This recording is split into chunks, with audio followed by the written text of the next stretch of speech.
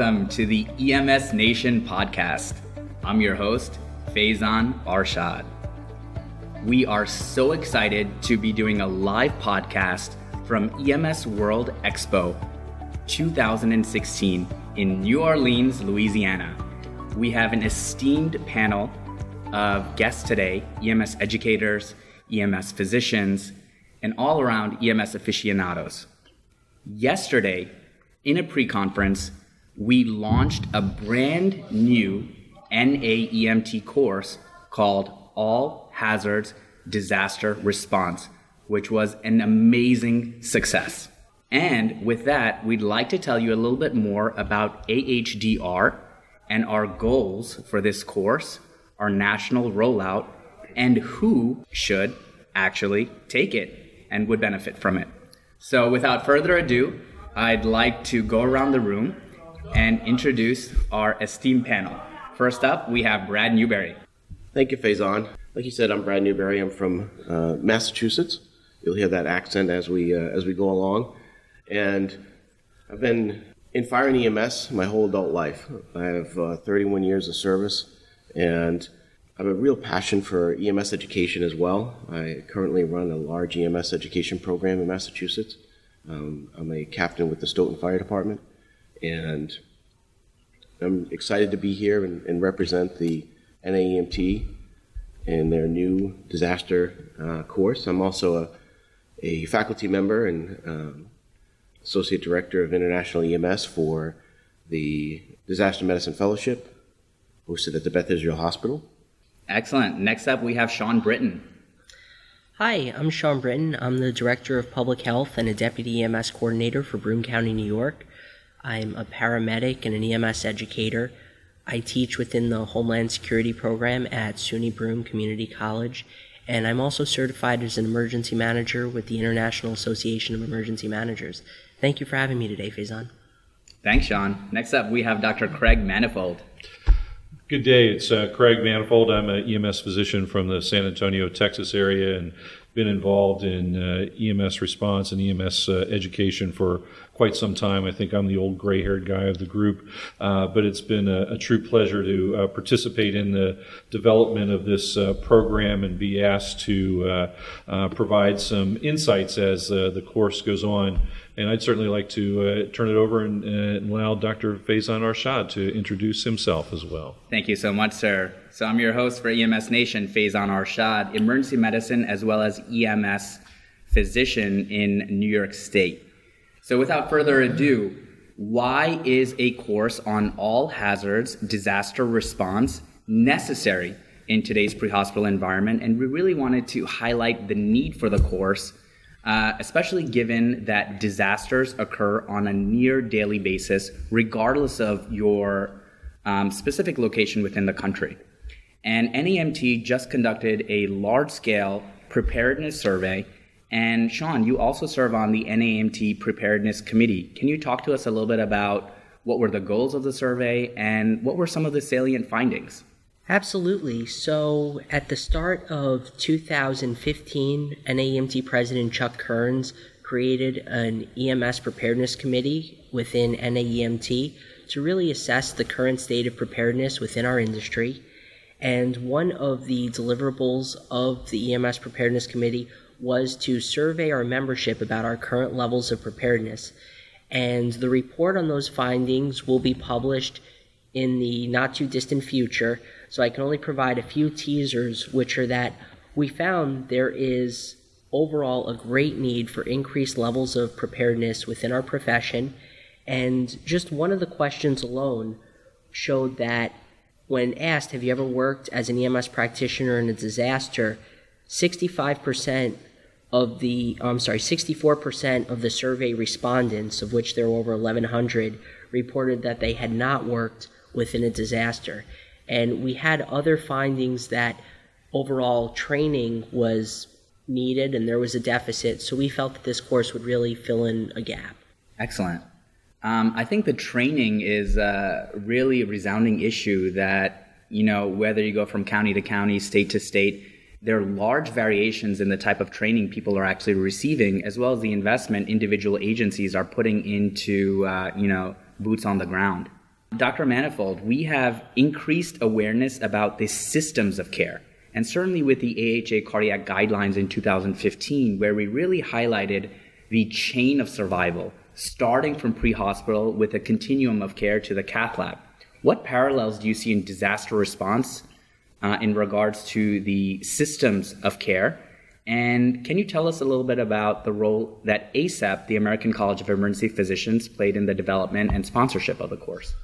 The issue of systems of care can't be understated. It is truly the critical component to an effective disaster response, and it's even much broader than our typical healthcare response when we look at STEMI or acute stroke or sepsis alerts that are out there. Disaster response is truly an all hazards approach, and utilizing many members of the public safety community and organizations who would provide response outside of just the medical components and fire and EMS when we look at trying to protect infrastructure and continuance of governance and all these sorts of areas. So it's very important for everybody who's involved to have a seat at the table and be involved in that preparation phase so that when we do have to respond, we have an effective response with all those partners and coordinated by emergency management personnel to be there.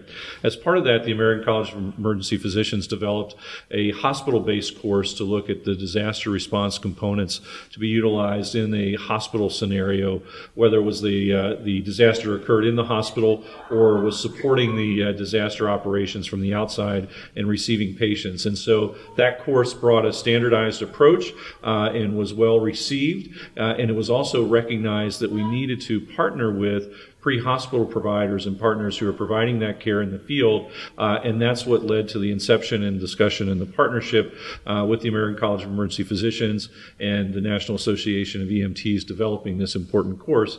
And I think with the advent of the beta course, we've had a great success, and we look forward to that continued the development and evolution of the all hazards disaster response. Absolutely. For folks that are listening, we've used the term all hazards a few times now. What exactly does an all hazards disaster response mean? Well, Faizan, in much the same way that when you respond to an EMS call, even before you find out from the patient what their specific complaint is, there are certain things you're going to want to make sure are accomplished. The scene is safe, you're using appropriate PPE, you know you're going to perform a patient assessment. Disaster response is very similar. Even though the individual hazard or threat may vary, there are certain key fundamentals that are going to be applied within any disaster response. I think another component that goes into that is in the pre-hospital environment, we need to be prepared for literally anything.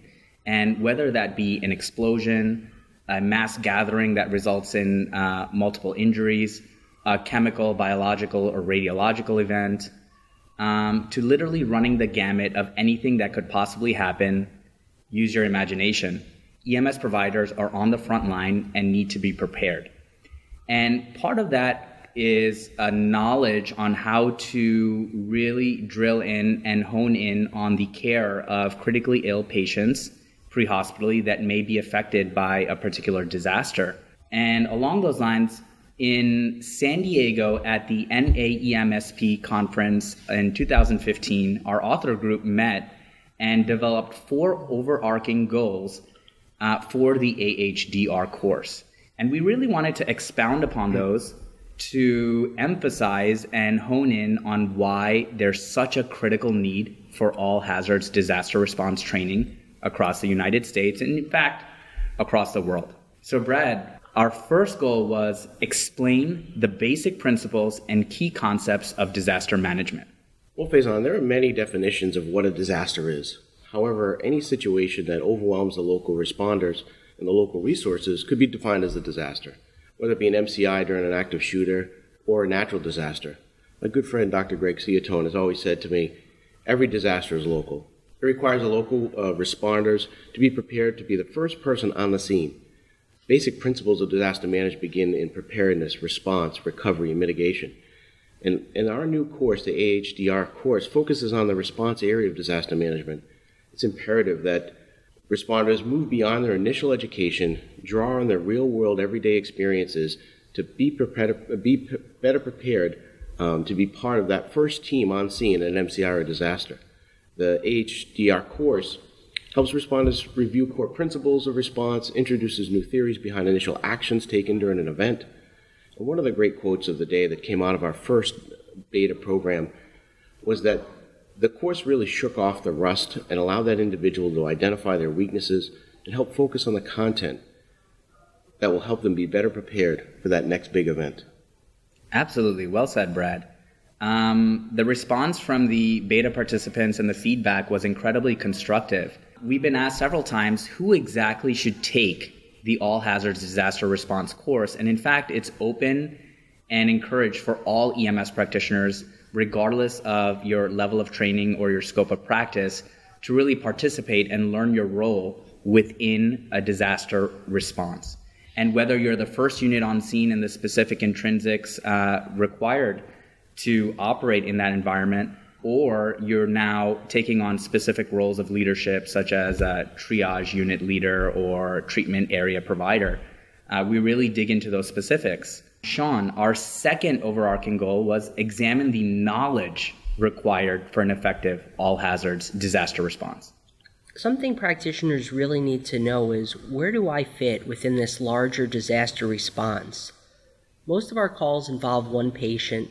Sometimes we have a few more if it's a motor vehicle collision or some other types of calls, but by and large, we deal one-on-one. When you're working within a disaster, it is a much larger response over a much longer period of time. And this course really allows the EMS practitioner to understand where their role may be within this larger disaster response. And then also in regards to the overarching scope of where somebody fits in regards to the specific medical knowledge, how does the course address that? Well, we've broken down the course into a series of modules which look at different threats or hazards that the EMS practitioner may encounter, and within those various modules, we look at some of the clinical case presentations that the practitioner may encounter and the appropriate medical actions that would be taken. Excellent. So we really dig into the specifics depending on what type of disaster you may respond to. Yes, that's correct. Excellent. And I think, Faizan, one of the, we talk about EMS practitioners, and we really should make that all inclusive, whether it be any first responder, whoever would be tasked with responding to any type of MCI or disaster, whether it be a police officer, a firefighter, first responders, whoever they are, could all benefit from our course. I agree. So in addition to knowledge, our third goal was to employ the skills required for an effective all hazards disaster response. Faizan, I'm going to just take a second and harass my colleagues for a moment, because I'm sitting here with esteemed educators in the EMS field, and listening to Brad and his New England voice is very distinguished and remarkable. And then I have Sean next to me, who is using his NPR voiceover for this phase. I feel maybe a little bland in my discussions, but in all seriousness, it is really looking at the employment of the skill set that looks at this all hazard response, and those medical skills are really patient oriented and patient centered. We have to recognize that in a lot of the courses that are out there, there's a lot of overarching goals and coordination and communication, which are important, but we want to make sure that this is at the medics level, the boots on the ground level, and that we incorporate and include some of those true medical skill sets and medical knowledge that's required for that. So we would include that, familiarization of the incident command system is very important, but having knowledge and practice and expertise in task force entry, triage, obviously, is critically important. Patient assessment, looking at hemorrhage control. Some of the things that you may not think about are important as well, such as the public health aspects that goes along with disasters, where we may not have specific trauma skill sets, but knowledge and skill for identifying public health measures, and then the chemical, biological, radiologic, nuclear events that are out there as well. So all of these things come together as a primary set of skills that the medic on the ground has to have awareness of, and then practice for that expertise when the day comes that they need to use these skills. Absolutely. I think one of the most striking things that we got for feedback yesterday was a provider at the end of the course asked everyone who has 20 years of experience in EMS, who has 15 years of experience, et cetera, and went down to who has 1 month of experience. The ultimate question he asked our group, which I thought was really constructive, was who benefited from the course, and literally every single hand went up in the room. Whether that's shaking rust off your pre-established skill sets or just learning a ton of new information and also learning how to incorporate that within your own individual agency's response framework, this course is incredibly valuable. And one of our goals from the outset of establishing this course was that it is scalable to your individual town, your county, your state, or if you're responding to a larger federal disaster. The scalability of the course and really the approach to make it directly relevant for boots on the ground providers was highlighted throughout our development. Which brings us to our fourth goal, which was to describe a systems-based approach to disaster preparedness and response. And a lot of us have taken the National Incident Management courses, the NIMS courses, FEMA, ICS 100, 200, et cetera, and these are requirements that a lot of folks take, but many will click through and reach the ultimate conclusion and get their certificate and move on. More so, these courses are designed for a whole host or various responders, whether they're EMS providers, emergency management officials, fire officials and apparatus and officers, police, et cetera, whereas AHDR specifically hones in on the systems-based approach to the medical care and aspects of responding to a disaster. And one of the interesting things that we developed was, what if you are an EMT and you're first on scene to any sort of MCI, and we have all these sorts of everyday MCIs, even a multiple motor vehicle collision that overwhelms your local capabilities could be deemed an MCI. How, as an EMT, can you then initiate the appropriate framework to get additional resources? So part of our course is modules designed to really hone in and fill in some of the gaps in our medical education and knowledge. But one of our principles and promises to our students was, it's an 8-hour day, and the last thing we wanted was death by PowerPoint. And with that, we have a bevy of hands-on activities, from a hazard vulnerability analysis, Sean, which you launched in the beginning of the day, to multiple tabletop exercise, mass casualty incidents and drills, as well as the culmination of the course, which is a large-scale active shooter tabletop exercise. Sean, can you tell us a little bit about a hazard vulnerability analysis from your role of public health and EMS? What is it, and how does it really help you hone in on what's important to where you practice at home? Absolutely. So an HVA is a tool used within the emergency management community for a community to assess the likelihood of an event occurring within their jurisdiction, as well as what the consequence of that event would be. And the reason this is done is that when you start to evaluate likelihood and then the consequence, you're able to start prioritizing what it is that your community truly needs to prepare for.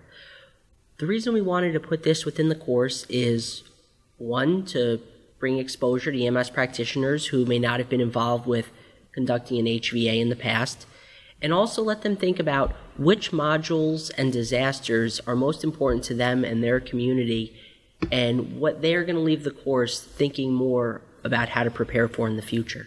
I think that really highlights the scalability of the course. For example, earthquakes and wildfires may be something that's particularly relevant on the West Coast, whereas natural disasters may be more relevant and apropos to Central America, to the central United States. Whereas now active shooter threats literally are relevant to every single provider in this country and abroad.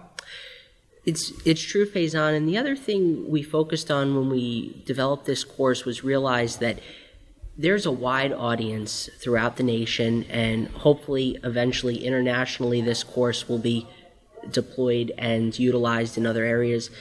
And In some systems, which may have 1 or 2 ambulances staffed and not a lot of recall capability, 6 patients can be a disaster, and in other metropolitan areas, it may take several dozen patients to reach that same threshold. So we really tried to focus on principles and concepts and not write ourselves into a box where some of our rural providers and communities might think that it was too urban driven, and some of our urban communities might think this isn't really what we consider a disaster. So we really tried to make it as inclusive for the entire EMS community as possible. And I would just add that it's not just for the leadership of organizations. It really is that boots on the ground component. And you can take these things that you've experienced at this course home, and you can talk about it with your partner while you're sitting in the box waiting for a call. You can talk about it with your folks at the station and kind of go through these scenarios and do your preliminary response and assessment and looking at the injury patterns and develop it. You don't have to be the regional emergency manager to gain benefit from this class. In fact, it's more likely that the benefit comes from, again, the boots on the ground provider to be able to have this exposure. I think that's an incredibly insightful point. This is really inclusive of all providers, regardless of where you fit in the agency. And in terms of the practical exercises, we start the day off with a hazard vulnerability analysis. We move on to a practitioner preparedness, self-assessment, a triage simulation exercise. Then we hone in on our LCAN drill. That's LCAN. Brad, do you want to tell us a little bit about what an LCAN is and who is it relevant to? Really to reflect on what Dr. Manifold had just said is, our goal was to give tools to those individuals who are going to be the first responders. That first ambulance on scene, those 2 EMTs who are asked to respond to some MCI or a disaster, and they pull up in their ambulance. And many EMTs are not practicing every day giving a radio report of their analysis of what they see when they pull up or their windshield assessment. And we took an acronym from the fire service called LCAN, and it stands for Location, Conditions, Actions, and Needs. And we developed a drill so that that first response ambulance can have the tools to give that first on-scene report and let everyone who's coming know what they're facing. It tells them where they are, what they're facing, what they're going to actually be doing in their actions, and then an initial assessment of what they need. What kind of resources are they going to call for? And many EMTs who are that first responder don't get to do that on a daily basis.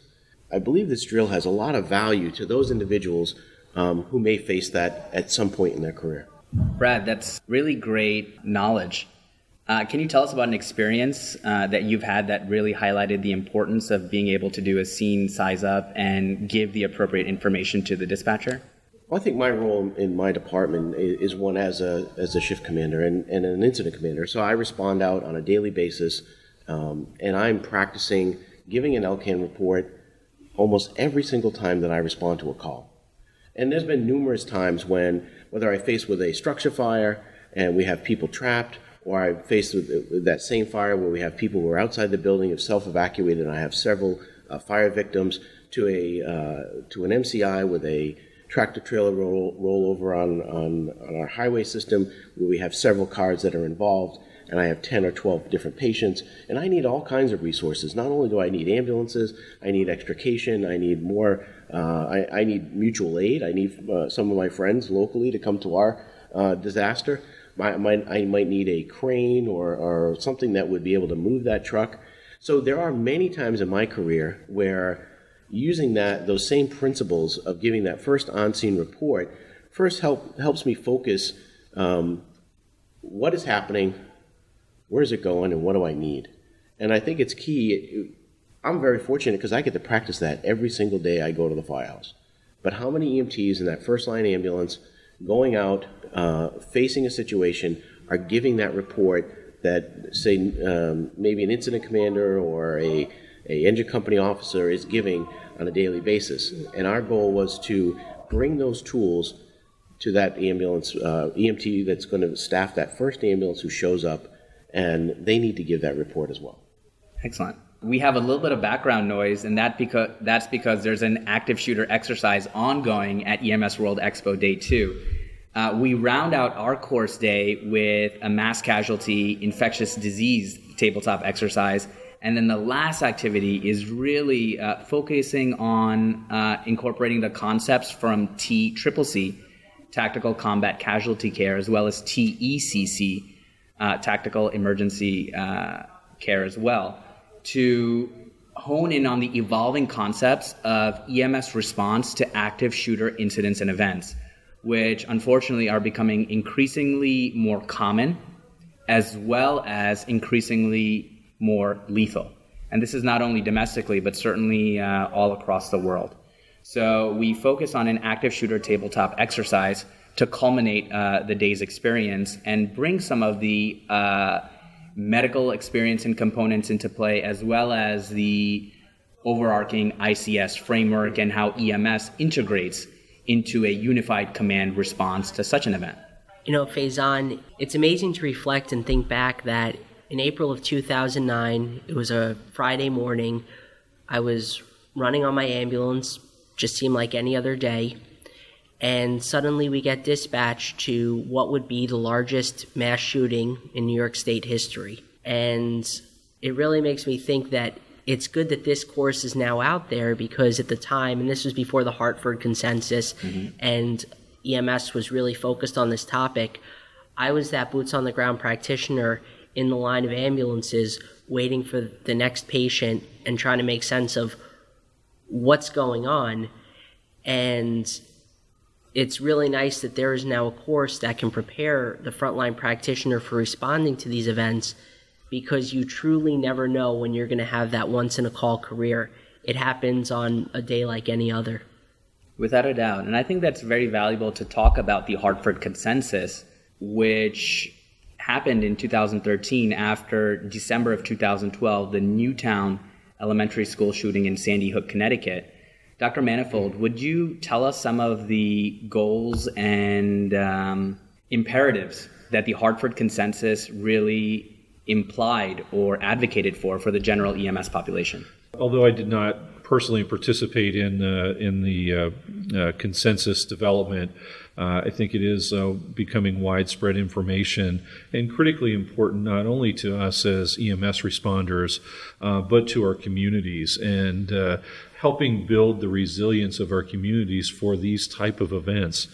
We all, I think, in the public safety world and healthcare world understand and recognize that these events can happen anywhere, but it's not until that reality sets in that participates with that. And so having our first responders, communities become experts in simple measures to prevent death, and hemorrhage control is probably one of the primary means of doing that.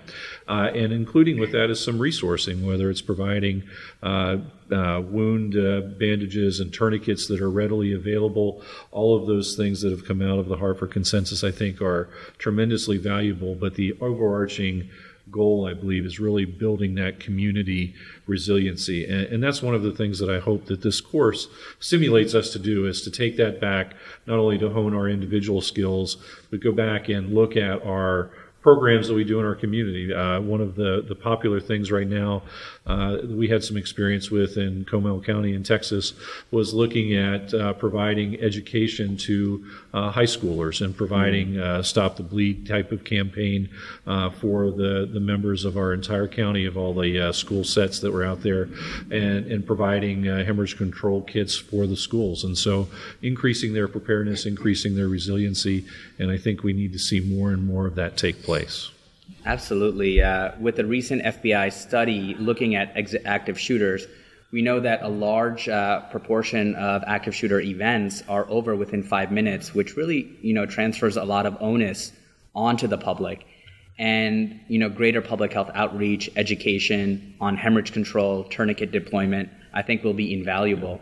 In addition, the interagency operations and training on a large-scale level will certainly lead to improved outcomes and lives saved. And in academia, we have silos. I'm in emergency medicine. I only speak to my cardiology colleagues when I need to, surgery colleagues when I need to, etc. We're sort of all in our silos. And we have a little bit of that in pre-hospital as well.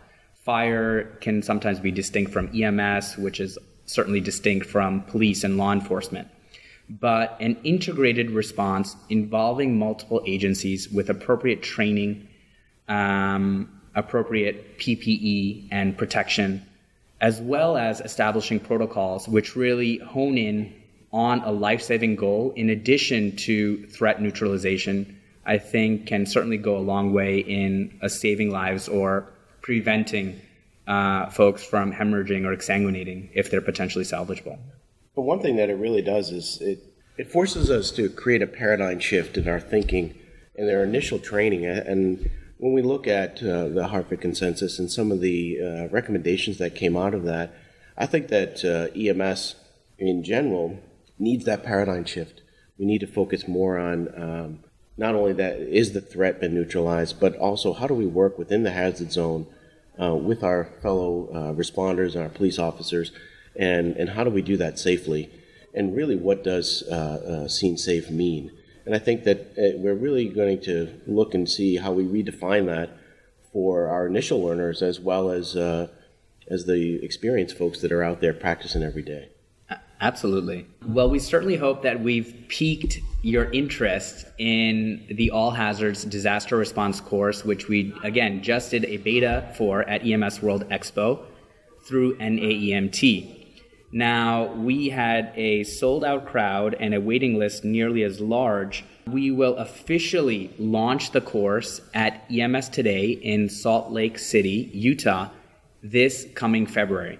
So if that's something that interests you and you happen to find yourself in that part of the world, we would love your participation, insight, feedback, and all-around participation. Sean, another one of the questions a lot of folks had was, how do I become an NAEMT instructor? And then specifically, how would I then become an AHDR instructor? So NAEMT is currently in the process of modernizing the way in which it offers its educational programs throughout the nation. We want to see our programs, which all the author groups and committees work very hard on to create, really be available to all EMS practitioners. And that reach is even going internationally at this point. And so in order to streamline the process to become an instructor, there is now an online NAEMT instructor course, which is required of all instructors. It's a few hours, self-paced learning. From there, each program has its own requirements on whether you need an affiliate faculty monitoring or not. For our course here, AHDR, we're looking at some new ways in which we can create instructors to further promulgate the course, and particularly among individuals who have established they have a sound educational background. They're currently running an NAEMT course site. They're teaching PHTLS as an example. We're looking to create a mechanism where we can expedite their ability to get out there and teach this course, because we've all put a lot into it and we really want to see it get out there to the practitioners. Absolutely. I think the need is great. And really the course is step one. An individual practitioner can take our course and learn the skill sets and take some of that knowledge, but really it's about what we first described, incorporating that knowledge and those skill sets within a system of care. And that has to spread to your partner, to your EMS agency, and then we really have to push to expand that interagency training to mitigate these all hazards disaster response. I think Dr. Manifold was spot on when he said that this course really can start a conversation between you and your partner when you're posted or at the station getting ready for the next call.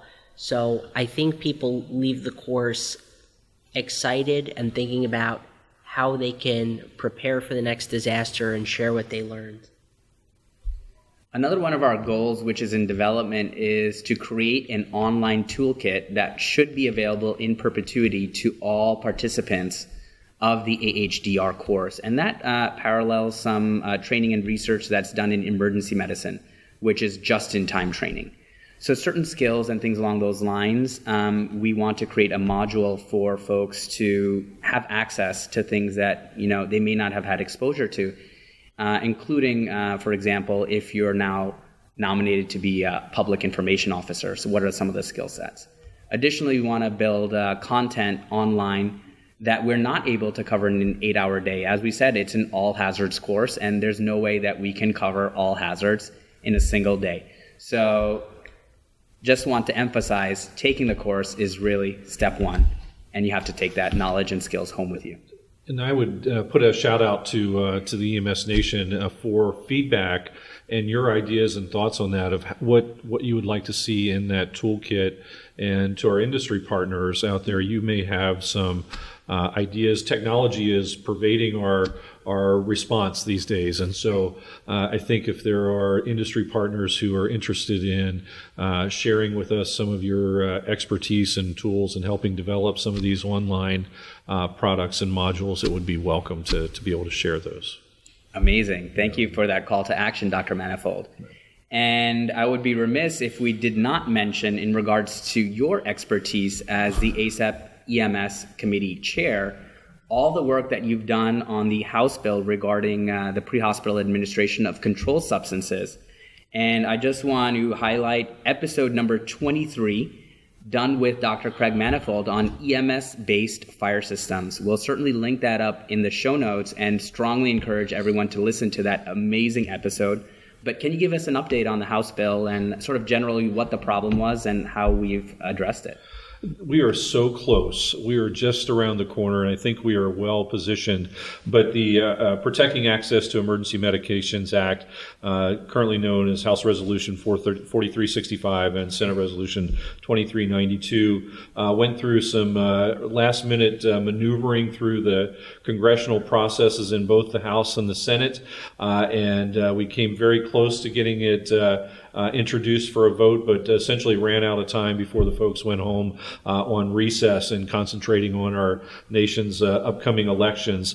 But I think in the end we are well positioned, but we still need your help and focus and reminding our sponsors and co-sponsors that are out there and your local representatives and senators on the importance of this bill to EMS. And so don't stand back and applaud just yet. Make sure you're contacting your folks during this election period when they're back in your home area, and be able to make sure that they are aware of these bills and pushing forward. And I would also add in this forum that we're very fortunate for a concern like this, that we've been able to come together as an industry in the collaboration of all the stakeholders and all of the organizations that have put their efforts into getting this ready to pass. Has been amazing to participate in and watch as it's developed. And we hope that we can use this type of interaction to improve our industry in the future. We all, as members of organizations, and organizations have a requirement to protect its individual membership, but we also have to make sure that we're protecting our profession and advancing our profession. And we hope that we can use this model of legislative efforts of everybody coming together for our future actions to be able to be successful in moving forward as a profession. So thank you very much for the opportunity to share our thoughts and ideas and an update on this important legislative piece. There you go, EMS Nation. That is a direct call to action by Dr. Craig Manifold. We all have to do our part in protecting the integrity of the care that we provide to our local citizenry. And it really is a patchwork of EMS providers all across the country that represent the amazing excellence in care and compassion that we deliver to American citizens all across the country. And with that, I'd like to sign off and say this is Brad Newberry, Sean Britton, Craig Manifold, and Faizan Arshad wishing everyone a safe tour.